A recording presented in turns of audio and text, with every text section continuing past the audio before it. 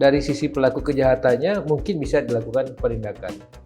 Tetapi bagaimana nih dari sisi korbannya, dari sisi masyarakat yang perlindungan kepada masyarakat yang menjadi korban dari pelaku kejahatan tadi.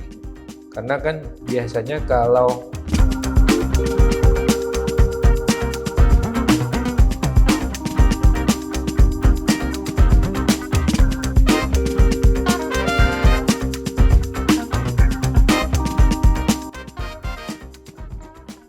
Assalamualaikum warahmatullahi wabarakatuh. Waalaikumsalam. Bun, Tribuners, jumpa lagi dalam podcast Tribun Lampung. Kali ini pembahasan kita mengenai penipuan daring atau online yang marak terjadi di era digital saat ini. Untuk menindaklanjuti kejahatan ini, pemerintah bersama stakeholder terkait ternyata telah membentuk Indonesia Anti-Scam Center atau IASC. Apa itu IASC? Bagaimana cara kerjanya? Saat ini saya sudah bersama dengan Kepala Otoritas Jasa Keuangan atau OJK Lampung, Bapak Otto Fitriandi. Assalamualaikum. Waalaikumsalam warahmatullahi Apa wabarakatuh. kabar, Pak? Alhamdulillah sehat. Oke. Bang, terkait IASC, Ya. ini barang apa gitu? Barang apa ya? Iya. Barang baru atau barang lama? Barang baru atau barang lama? Jadi IASC itu sebenarnya formula koordinasi baru dari yang sebelumnya kita punya namanya Satgas Pasti. Satgas Pasti itu adalah satuan tugas untuk pemberantasan aktivitas keuangan tanpa izin atau ilegal. Ilegal. Gitu. Nah, tapi kita melihat bahwa OJK melihat bahwa dalam dinamikanya, perkembangannya itu ada dari sisi pelaku kejahatannya mungkin bisa dilakukan penindakan. Tetapi bagaimana nih dari sisi korbannya, dari sisi masyarakat yang perlindungan kepada masyarakat yang menjadi korban dari pelaku kejahatan tadi. Karena kan biasanya kalau sudah menjadi korban, duitnya nggak kembali tuh, susah gitu kan. Nah, Satgas IASC ini merupakan inisiatif dari OJK bersama otoritas kementerian, lembaga dan instansi yang sebelumnya sudah tergabung di dalam Satgas Pasti. Hanya dan didukung juga oleh asosiasi industri jasa keuangan dari sektor perbankan, pasar modal, termasuk industri keuangan non bank. Nah, dalam suatu forum koordinasi untuk penanganan penipuan. Bentuknya forum. Jadi. Forum koordinasi penanganan penipuan scam agar ketika terjadi suatu penipuan di sektor industri jasa keuangan, masyarakat yang menjadi korban ini punya media untuk melaporkan dan penanganan terhadap tindak kejahatan tersebut bisa dilakukan secara cepat dan memberikan efek jera. Jadi kalau bahasa singkatnya, kalau Indonesia Anti-Scam Center itu adalah ada Satgas Pasti, ya. Nah, ada asosiasi industri jasa keuangan, asosiasi perbankan, asosiasi pembiayaan, dan juga bahkan ada asosiasi e-commerce, ya, penjualan online, dan asosiasi sistem pembayaran. Kalau Satgas Pasti kan hanya OJK dan beberapa kementerian dan lembaga Di bidang pemerintahan. Di bidang pemerintahan ada Kemendikbud, ada Bank Indonesia, ada aparat penegakan hukum, kejaksaan. Nah, sekarang di forum di Indonesia Anti-Scam Center ada lagi, ada asosiasi industrinya, keuangan, ada asosiasi sistem pembayaran, dan ada asosiasi e-commerce. Itu. Nah, itu gambaran dari IASC. Nah, di Indonesia Anti-Scam Center ini paling kurang 3 hal yang menjadi fokus utama dari pelaksanaan tugas IASC adalah satu, tentunya penundaan transaksi atau pemblokiran dari dana-dana hasil penipuan secara cepat dalam upaya kita menyelamatkan dana korban. Itu dulu yang pertama. Kalau dulu kan kalau ada penipuan cuma lapor tapi nggak ada yang ngurusin dananya nih. Jadi ini yang membedakan kita dengan penegakan hukum. Kan sudah ada kepolisian ya biasanya. Nah, itu nanti ada lanjutannya. Dari 3 target tadi, yang pertama adalah penundaan transaksi, yang kedua adalah identifikasi pelaku, penipuan, data, yang terakhir adalah penindakan hukum. Ada penindakan hukumnya karena di dalam IASC itu tadi kan ada Satgas Pasti. Di dalam Satgas Pasti itu ada juga penegak hukum ya. aparat penegak hukum. Jadi secara singkat 3 hal yang menjadi target dari IASC, 1 dana, 2 data, yang ketiga itu adalah penegakan hukum. Gitu. Jadi kan selama ini kita melihat penegakan hukum lebih banyak pada pelaku. Nah, IASC ini selain pelaku, tapi utamanya adalah menyelamatkan korban ya gitu, dana korbannya. Jadi kalau penegakan hukum selama ini kan hanya untuk si pelakunya. Tapi siapa yang ngurusin kerugian yang dialami korban supaya dana dana yang sudah ditransfer, yang sudah dikirim, yang sudah dibayarkan itu masih bisa diselamatkan atau masih bisa kembali kepada korban.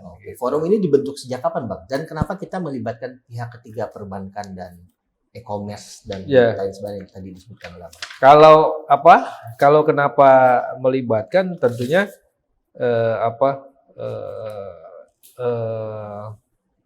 karena kan kalau kita mengalami penipuan gitu kan uangnya dikirim ke lembaga jasa keuangan. Dikirim ke lembaga jasa keuangan, terus ada transaksinya di lembaga jasa keuangan. Jadi misalnya saya ditipu suruh transfer ke rekening sekian. Nah, itu kan adanya di bank. Dari rekening tadi ditransfer lagi ke rekening yang lain, itu semuanya lewatnya bank, sehingga harus ada kerjasama dengan sistem pembayaran, terutama di lembaga jasa keuangan, itu di sektor perbankan. Nah, Indonesia Anti Scam sendiri ini sebenarnya sudah diluncurkan sejak 22 November 2024 dan secara resmi itu di launching di Januari 2025 ya. Nah, jadi baru berapa bulan ya? 4 bulan. Ya, mungkin baru dibilang efektif baru sekitar 4 bulan ya, tapi nanti kita bisa lihat datanya baru berapa bulan itu seberapa efektif sebenarnya upaya yang kita lakukan untuk mendorong pengembalian dana dari masyarakat yang menjadi korban gitu. Sebenarnya itu ada berapa banyak Bang kalau kita melihat kasus penipuan daring yang terjadi yang sudah ditangani oleh IASC? Oke, sampai dengan April ya. April 11 April kemarin kalau kita lihat datanya, jadi jumlah laporan yang diterima itu sebanyak 86.828. 86.000. Ya, itu terdiri dari laporannya yang kepada korban, masyarakat yang menjadi korban itu kepada lembaga jasa keuangan, terus sama lembaga jasa keuangan diteruskan ke IASC, itu ada sekitar 59.458. Berarti mereka tidak melapor langsung ke IASC ya? Ya, lapornya ke lembaga jasa keuangan. Ada juga yang langsung laporannya melalui IASC, itu ada 27.730 laporan. Nah, dari jumlah tersebut terdapat 142.105 rekening yang dilaporkan terkait dengan aktivitas penipuan tadi. Dari 142.105 tadi, ada 37.211 rekening yang dilakukan pemblokiran. 37.000 rekening yang dilakukan pemblokiran. Kalau kita hitung sampai dengan 11 April kemarin, dari mulai IASC ada ya, dari mulai November di soft launch, kemudian di Januari udah diluncurkan secara resmi, itu total kerugian dana yang dilaporkan itu 1,8 triliun. 1,8 triliun. Ya, itu yang masyarakat lapor ruginya itu berapa, transfernya berapa, itu 1,8 triliun. Total dana dari korban yang berhasil diblokir, dari 1,8 itu baru 136,4 miliar. 136,4 miliar. 10%. Nah, kenapa juga tidak sama jumlahnya? Karena ada yang begini. Kejadiannya sudah beberapa bulan yang sebelumnya, karena IASC ada, baru mereka lapor. Atau kejadiannya sudah 2-3 hari kejadian, baru mereka lapor setelahnya. Karena kan kalau dalam prinsipnya ini kita semaksimal mungkin mengupayakan mempercepat melakukan pemblokiran. Jadi kalau makin cepat dia lapor, makin tinggi sebenarnya potensi untuk bisa mencegah dana penipuan tadi keluar dari sistem perbankan dari industri jasa keuangan. Bang, berarti ini berdasarkan laporan korban. Data ini berdasarkan laporan korban yang dihimpun dari industri jasa keuangan. Kalau mekanisme kerjanya sendiri gimana? Ketika ada korban melapor, Iya. lalu apa yang dilakukan oleh ISC di langkah-langkah selanjutnya? Kalau nanti masyarakat kan biasanya pada saat menjadi korban, mereka bisa tadi ya langsung lapor ke mana? Ke lembaga jasa keuangannya, atau dia bisa buka websitenya IASC, iasc.ojk.go.id. Nah, di situ nanti tinggal mengisi data, menyiapkan informasi kronologis kejadian, dan menyampaikan di input saja seperti itu ke dalam websitenya IASC. Nanti oleh IASC pengaduan tadi akan dilanjutkan, dikoordinasikan kepada pelaku industri jasa keuangan, kepada PUJK-nya, pelaku usaha jasa keuangan. Nah, tindak lanjut dari si pelaku usaha jasa keuangan, satu, verifikasi laporan keuangan. Yang kedua, dia harus segera melakukan penundaan transaksi. Karena prinsipnya dari IASC tadi kan penyelamatan dana korban nih. Jadi rekening yang dilaporkan tuh itu bisa harus diblokir. Gitu. Justru itu. Makanya kalau semakin cepat dilaporkan, semakin baik. Tinggi tingkat resiko, tingkat pengembalian dana yang karena fokus kita di dana itu. Di dana itu. Bisa dikembalikan. Betul. Tadi kan 3 kan, targetnya dana, data, dan penegakan hukum. Gitu. Nah, kemudian si pihak penyedia jasa keuangan tadi juga harus melakukan identifikasi pihak yang terlibat, kemudian juga melakukan koordinasi multilayer. Multilayer itu gini, misalnya dananya dilaporkan, saya ditipu, duitnya dikirim ke bank A gitu. Nah, oleh si pelaku dari bank A ini sebenarnya sudah transaksinya udah dikirimin ke dipindah lagi di bank B. Nah, dia kan nggak bisa blokir di banknya bank B karena dananya udah dipindah. Nah, dia harus segera melakukan koordinasi multilayer kepada bank B gitu. Terus kalau di bank B ternyata udah dikirim lagi ke bank C. Nah, bank B lakukan lagi koordinasi multilayer kepada bank C gitu. Nah, kan kalau nggak ada IASC, kita nggak bisa tuh. Misalnya kita datang ke bank lapor, ini Pak saya udah ditipu, duitnya dikirim ke bank A. Si bank A-nya bilang, wah duitnya udah nggak ada di sini, udah keluar ke bank B. Nah, terus kita jalan lagi ke bank B. Wah, itu waktunya udah lama. Iya kalau sempet gitu kan. Sementara orang transaksi semua ada di handphone ya. Tapi untuk pemblokiran sendiri kan kalau dulu memang harus ada laporan dari polisi, dan polisi yang hanya bisa melakukan pemblokiran atau kalau di IASC itu udah langsung diblokir karena berdasarkan laporan tadi kronologisnya, bukti-buktinya, misalnya bukti dia transfer. Itu makanya ada tahapan verifikasi laporan dulu oleh penyedia jasa keuangan, nggak langsung blokir dulu gitu. Nah, proses ini berapa lama dari mulai melapor sampai adanya pemblokiran kalau memang terbukti, Bang? Jadi kalau misalnya nanti misalnya setelah verifikasi tadi, kemudian penundaan transaksi, koordinasi identifikasi pihak terlibat, kemudian koordinasi multilayer, kemudian ada penolakan transaksi. Jadi penolakan transaksi ini paling lambat setelah 5 hari setelah penundaan transaksi. Gitu. Jadi setelah penundaan transaksi, dia harus sudah melakukan penolakan transaksi dan melakukan pengembalian dana korban.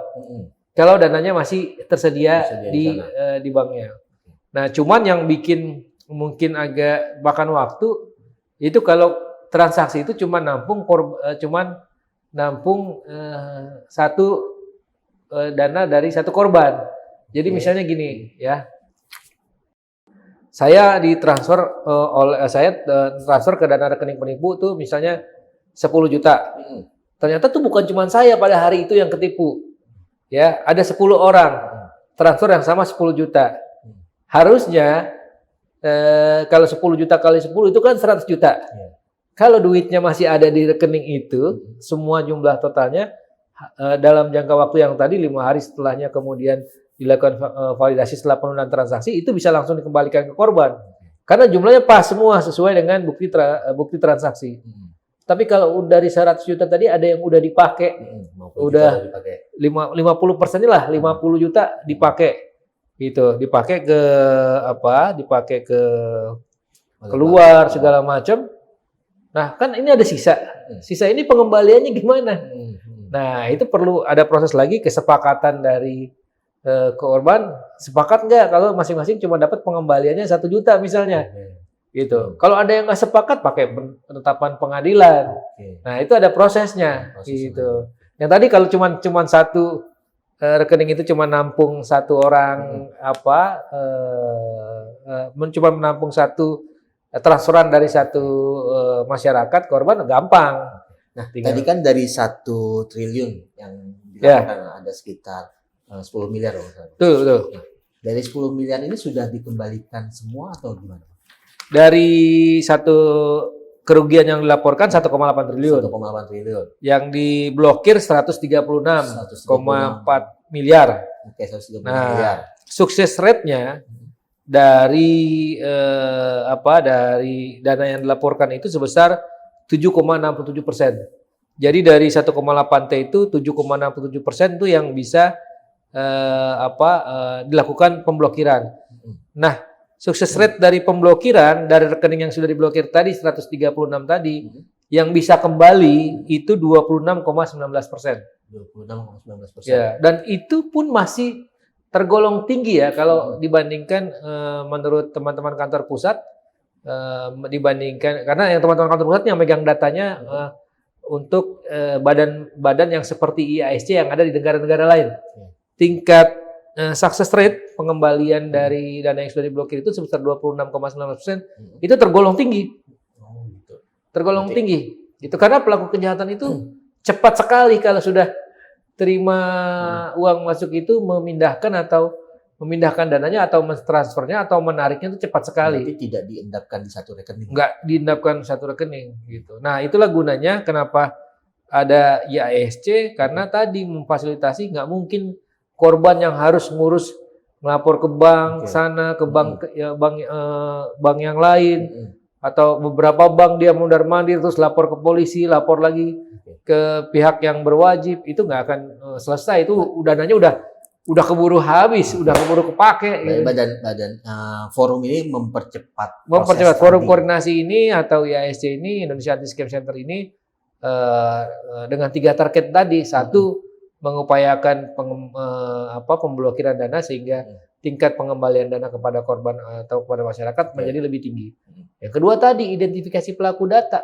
Karena dengan ada koordinasi itu pihak aparat penegak hukum kan mudah mendapatkan datanya segera karena dia ada di situ. Gitu. Dari data ini kan berarti sudah diserahkan ke penegak hukum. Ya. Yang sudah tertangkap atau sudah dieksekusi lebih lanjut tuh ada berapa? Nah, kebetulan kalau data itu di-maintain oleh teman-teman APH ya. Oh gitu. Iya. Jadi kita belum dapat datanya. Yang jelas semua pelaku yang teridentifikasi dari data yang tadi karena ada unsur aparat penegak hukum di dalam IASC itu diserahkan langsung kepada aparat penegak hukum karena juga sesuai dengan kewenangannya. Tadi kan kita bilang itu ada otoritas, kementerian atau lembaga. Jadi kalau misalnya OJK dia mengupayakan pemblokiran rekening gitu. Dan penegakan hukum Bank Indonesia juga karena Bank Indonesia ini yang punya tugas dan tanggung jawab itu pengelolaan sistem pembayaran. Gitu. Kemudian juga ada PPATK. PPATK itu penghentian transaksi gitu. Ada Bareskrim Polri. Nah, ini yang dia melakukan penindakan. Tugas tanggung jawab penindakan ada di Bareskrim Polri, aparat penegak hukum. Kemudian juga ada di Komdigi, pemblokiran aplikasi. Karena kan kamu transfer kemana? Ke aplikasi ini. Nah, dia bisa dapat aplikasi itu ada di website, Pak. Nah, yang punya peran untuk segera melakukan pemblokiran si Komdigi tadi. Termasuk pemblokiran nomor kontak. Nah, itu kerjasama ada Telkom di situ. Gitu. Jadi ada beberapa unsur tugas dan tanggung jawab yang sesuai dengan kementerian atau lembaga atau instansi yang ada di dalam IASC tadi. Mencakup semua, agar diselesaikan semuanya. Iya, secara bersama-sama tadi. Makanya kita sebut tuh forum koordinasi. Forum koordinasi, oke. Bang, tadi kan bicara aplikasi, platform. Nah, kalau IASC kan berarti lebih banyak dari laporan korban. Korban.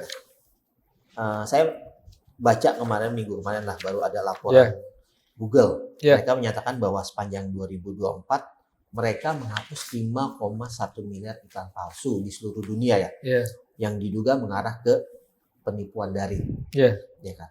Nah, kalau pengawasan kita sendiri kepada pihak ketiga seperti ini yang terkait keekonomian ya gitu Bang. Ya, kalau di OJK kan tadi tugas dan tanggung jawabnya itu adalah pengaturan dan pengawasan terhadap industri jasa keuangan. Jadi kalau yang non industri jasa keuangan, kita memerlukan IASC ini sebagai forum koordinasi. Nah, termasuk tadi ya kalau masyarakat itu kan misalnya tadi begitu dia ada informasi iklan yang bukan industri jasa keuangan, tapi ternyata di dalamnya itu menjadi alat bagi pelaku kejahatan untuk menipu masyarakat. Nah, begitu masyarakat nyetor uang, ini kan baru masuk ke industri jasa keuangan. Disitulah peran IASC baru keluar.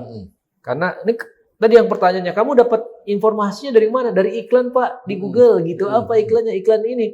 Bukan iklan industri jasa keuangan, tapi iklan umum. Nah, di situ perannya Komdigi untuk melakukan pemblokiran website tadi atau akses tadi. Tapi kalau untuk lembaga keuangan sendiri, kalau bank lah, katakanlah bank kan punya prinsip know your consumer, ya kan.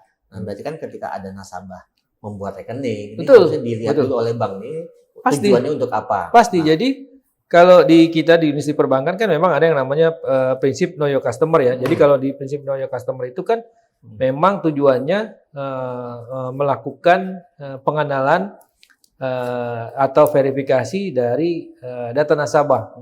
Termasuk di situ tujuannya agar untuk bisa mencegah tindak pidana pencucian uang, tindak pidana terorisme atau tindak pidana kejahatan lainnya. Misalnya rekeningnya ternyata cuma digunakan untuk menampung hasil kejahatan. Itu kan di prinsip KYC tadi itu bukan sekedar pada saat akan menjadi nasabah ya di perbankan itu, tapi begitu sudah menjadi nasabah itu juga ada yang namanya pemahaman profil dari rekening nasabah tadi sama pemantauan monitoring dari profil risiko nasabahnya tadi. Misalnya gini, mahasiswa buka rekening di bank, statusnya mahasiswa. KTP-nya juga mahasiswa gitu. Nah, ditanyakan penggunaan rekeningnya untuk apa? Untuk menerima transferan dari orang tua gitu. Satu itu. Terus berarti berapa jumlah maksimum dana yang nih disesuaikan? Misalnya sebulan 3 juta rata-rata gitu.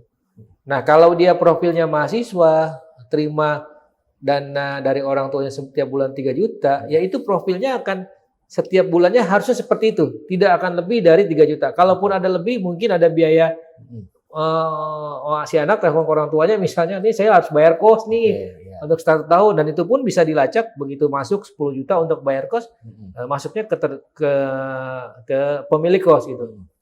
Tapi ketika kemudian masih dalam periode dia masih mahasiswa, rekeningnya ini belum diupdate, belum berubah statusnya, tiba-tiba rekeningnya tuh mutasinya berubah. 30 juta masuk, 20 juta keluar, 50 juta masuk. Dan 50 juta ini masuknya kecil-kecil dari banyak orang. 1 juta, frekuensinya banyak gitu kan. Nah, itu di prinsip KYC, bank akan melakukan monitoring penelitian. Begitu dicek, begitu dilihat, begitu dianalisis, nggak sesuai profil, dicocokin sama laporan dari PPATK. Ternyata rekeningnya untuk menampung judi online, gitu. Jadi tidak perlu menunggu laporan. Nggak perlu menunggu laporan. Bisa melakukan. Iya. Jadi untuk nasabah yang existing itu sudah menjadi nasabah, bukan berarti rekeningnya nggak dimonitor oleh perbankan dalam upaya mencegah tindak kejahatan ya, gitu. Tadi itu monitoring terhadap profil risiko, profil rekening dari nasabah itu juga sudah menjadi hal yang diatur di dalam ketentuan oleh otoritas jasa keuangan. Bang, Indonesia Anti Scam Center ini kan bisa dibilang langkah kuratif ya, langkah ketika sudah terjadi peristiwanya. Nah, untuk preventifnya sendiri atau preemptifnya sendiri, bagaimana nih Bang dari OJK sendiri? Makanya kalau langkah pencegahannya itu kita punya prinsip bisa kita sebut ya. Sebenarnya secara umum ini pun melawan kejahatan scam atau penipuan ini nggak bisa dilakukan oleh OJK sendiri. Gitu. Salah satunya tadi di IASC ini OJK bersama-sama. Di pencegahannya pun nggak bisa, cuman OJK doang yang teriak-teriak kesana kemari mengedukasi ke masyarakat, harus jaga data pribadi kamu gitu kan.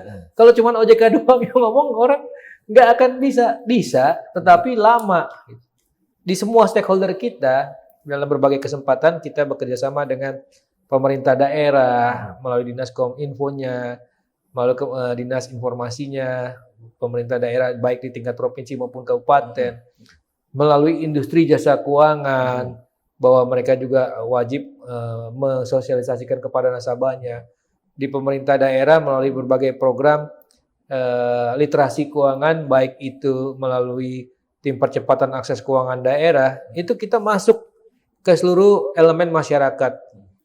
Pelajar, masyarakat umum, ASN, aparat penegak hukum, kepada masyarakat disabilitas tadi contohnya, itu semua kita lakukan edukasi dan sosialisasi. Tadi kalau kita lakukan sendiri, rasanya berat. Tingkat awareness masyarakat itu akan tetap rendah.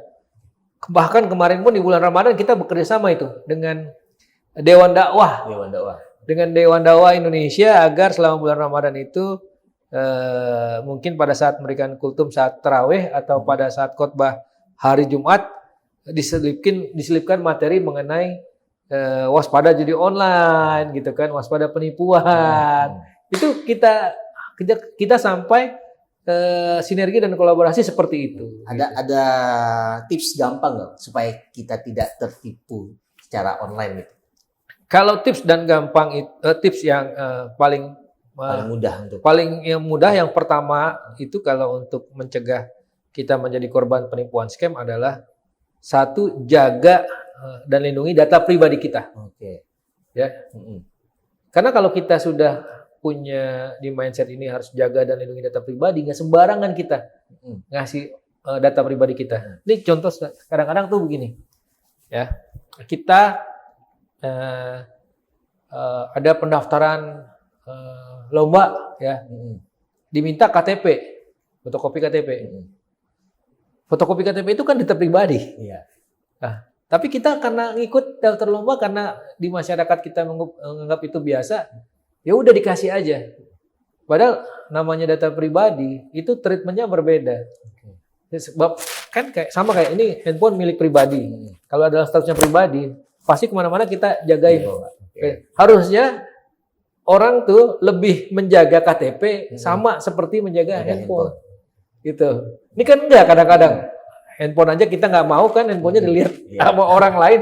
Ini KTP kadang dikasih sama orang lain di fotokopi, karena itu sering menjadi celah untuk pelaku kejahatan menyalahgunakan hal seperti itu.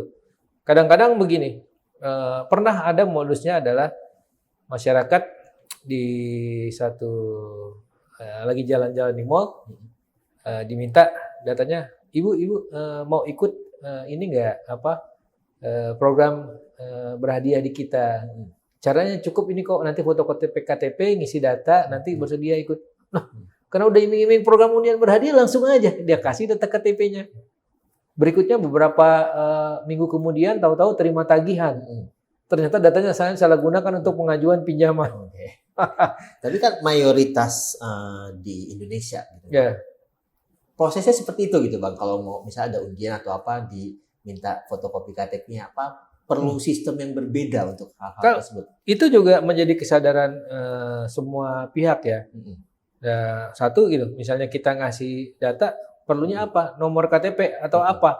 Kalau memang yang diperlukan adalah data KTP itu cuman nama, tempat tanggal lahir, itu kan nggak perlu KTP-nya gitu. Kan yang perlu datanya. Tapi ini kan sampai foto-foto kopi KTP-nya dikasih.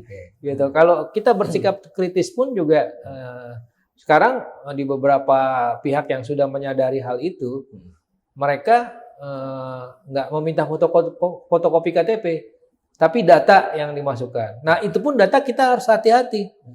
Kalau memang bukan diminta data pribadi kita di tempat umum, tadi kita lagi jalan di mall, tiba-tiba ada pihak yang menawarkan mau nggak ikut program undian berhadiah, ya hati-hati gitu. Tapi kalau lagi kerja di kantor diminta data tempat tanggal lahirnya, terus kita bilang, wah enggak, itu data pribadi. Lah yang minta pimpinan untuk kan, kamu mau urusan gaji mau dapat apa enggak?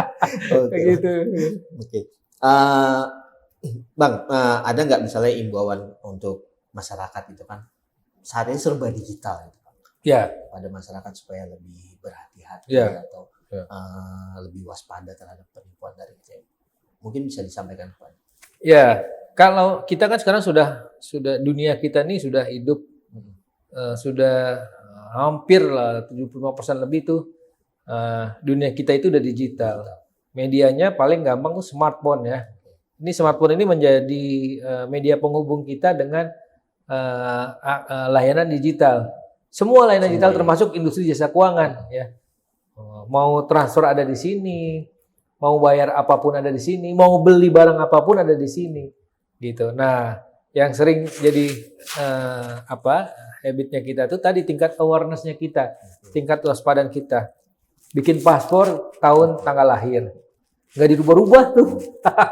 Begitu handphone hilang, orang cari-cari, oh ini handphonenya handphone si A nih ada namanya. Cari aja di googling tanggal lahirnya si A ini siapa, keluar. Coba dicek berkali-kali gitu. Nah, itu pun satu itu. Yang kedua, tadi kalau di industri jasa keuangan sekarang tuh udah dipaksa tuh orang harus passwordnya itu lebih harus ada bukan cuman nama dan angka gitu, harus ada asteriknya itu, tanda asterik itu misalnya tanda pentung atau apa itu tuh udah bagian dari kombinasi gitu. Bahkan sekarang ada namanya two step authentication gitu. Ada lagi nanti verifikasinya itu melalui HP atau melalui email untuk memastikan bahwa bahwa itu benar dimiliki oleh yang bersangkutan. Tapi yang paling penting dari itu semua, mau seberapa kompleks pun upaya yang dilakukan untuk menjaga data kita, tapi tingkat awareness-nya kita itu juga harus dijaga gitu. Jangan mudah percaya, jangan mudah memberikan data pribadi kita kepada pihak lain, baik itu melalui WhatsApp atau melalui yang ketemu langsung gitu kan, atau melalui link yang diberikan oleh orang lain. Kadang-kadang tuh begini ya, tiba-tiba di-share tuh di grup WAG pendaftaran penerima bantuan. Itu pas ketika musim-musim periode dana bansos gitu kan. Wah, semangat tuh, langsung isi aja dulu gitu kan. Ternyata itu linknya penipuan gitu kan. Nah, itu kan harus kritis kita. Berpikir kritis, bersikap kritis dalam menjaga data pribadi kita, menurut saya itu hal yang baik. Jadi gitu. Apalagi kita nggak tahu yang ngirim itu sumbernya dari mana gitu. Coba cari tahu dulu. Kalau kita bisa cari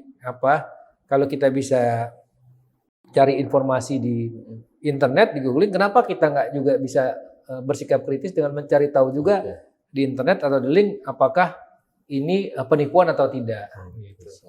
Berarti dunia digital ini memudahkan untuk melakukan berbagai hal, tapi jangan berarti kita harus mudah percaya. Harus mudah percaya. Betul itu. Saya kira itu hal yang tepat ya. Mudah untuk transaksi, tapi jangan mudah percaya, itu hal yang baik saya kira.